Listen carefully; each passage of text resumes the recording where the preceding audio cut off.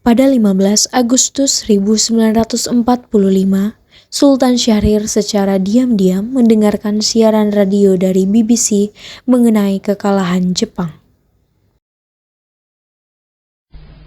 This is London. The Prime Minister, the Right Honourable C.R. Attlee.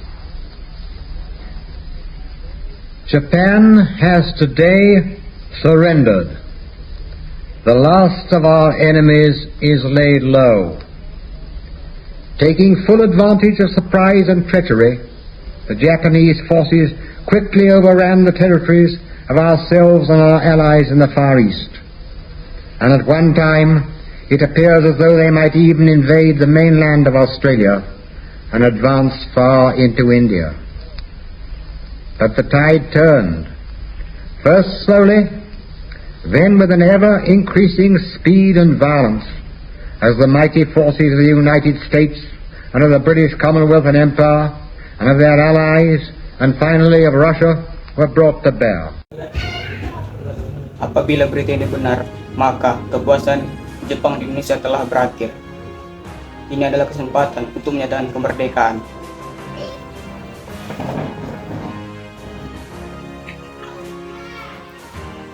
Sepertinya saya harus memberitahu ini kepada golongan para pemuda.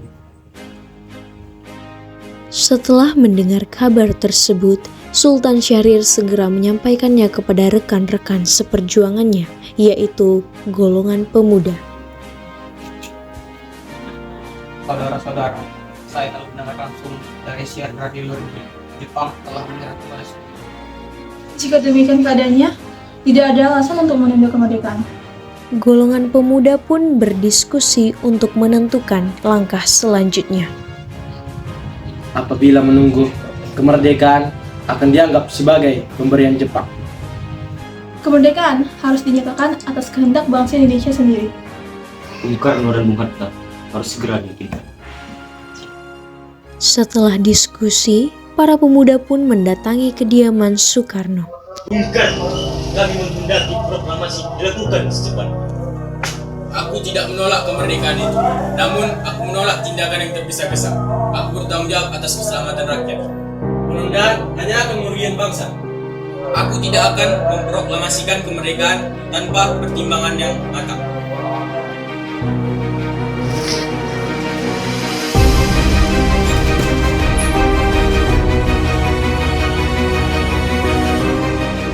Karena tidak tercapainya kesepakatan di rumah Soekarno, golongan pemuda pun kembali bermusyawarah. Selama Bung Karno dan Bung Hatta berada di Jakarta, mereka berada dalam pengaruh Jepang. Kita harus mengamankan mereka keluar kota. Tindakan ini berat risikonya, namun kemerdekaan bangsa lebih utama. Setelah diskusi, para pemuda pun akhirnya menghampiri kediaman Soekarno dan Hatta untuk melaksanakan penculikan.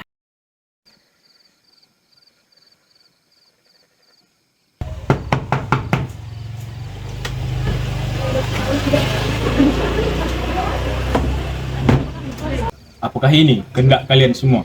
Baiklah, saya akan ikut demi kepentingan bangsa. Setelah itu, golongan pemuda pun menjemput Muhammad Hatta di kediamannya.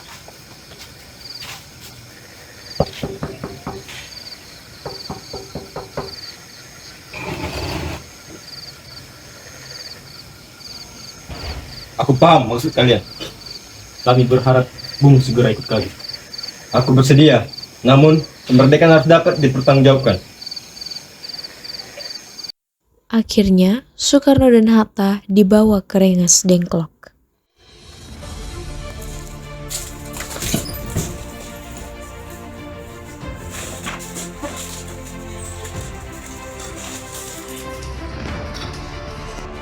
Kalian membawa kami ke sini tanpa persetujuan penuh. Kami bermaksud menjauhkan Bung dari pengaruh Jepang. Kemerdekaan harus dilaksanakan dengan kebijaksanaan, bukan paksaan. Namun, di tengah ketegangan itu, Ahmad Subarjo datang menghampiri mereka.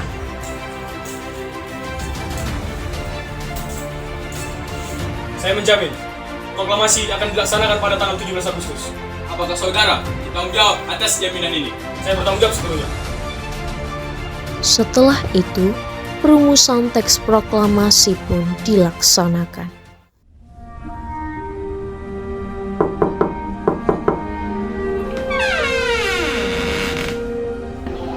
Saya dapat menjamin keselamatan Bung Karno dan kita. Rumah ini dapat digunakan untuk memutuskan pernyataan kemerdekaan.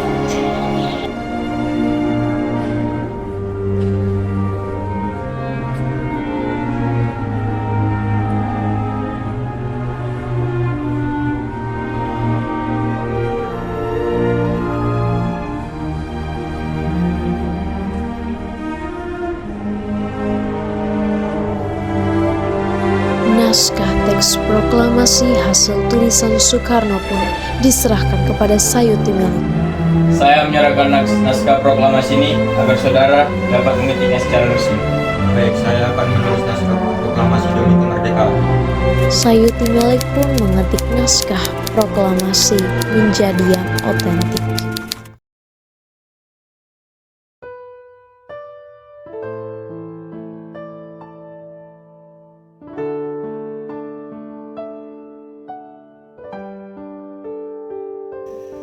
Pak, sudah bagaimana prosesnya? Sudah lumayan, Bu. Hanya saja kita belum mempunyai bendera kebangsaan. Pak, bagaimana jika ibu saja yang jahit? Ada kain merah yang melambangkan keberanian dan kain putih yang melambangkan kesucian. Bagus sekali, Bu. Fatmawati pun membuat bendera merah putih.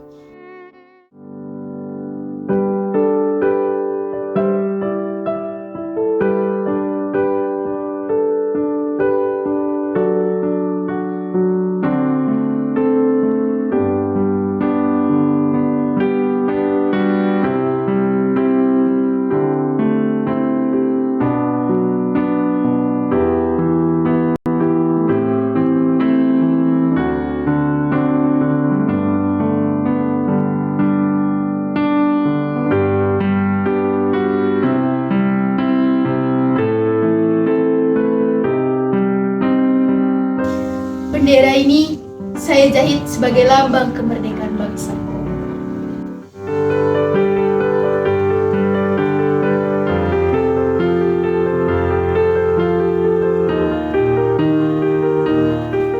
Pagi harinya, Soekarno pun bersiap didampingi sang istri.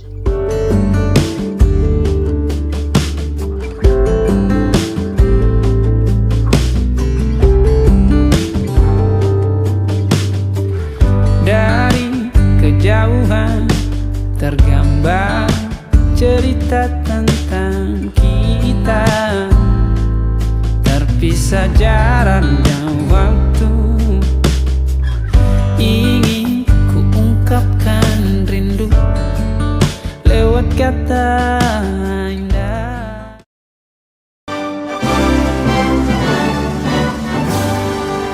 Proklamasi. Kami, bangsa Indonesia, dengan ini menyatakan kemerdekaan Indonesia, hal-hal yang mengenai pemindahan kekuasaan dan lain-lain diselenggarakan dengan cara saksama dan dalam tempo yang sesingkat-singkatnya. Jakarta, 17 Agustus 1945, atas nama bangsa Indonesia. Soekarno-Hatta.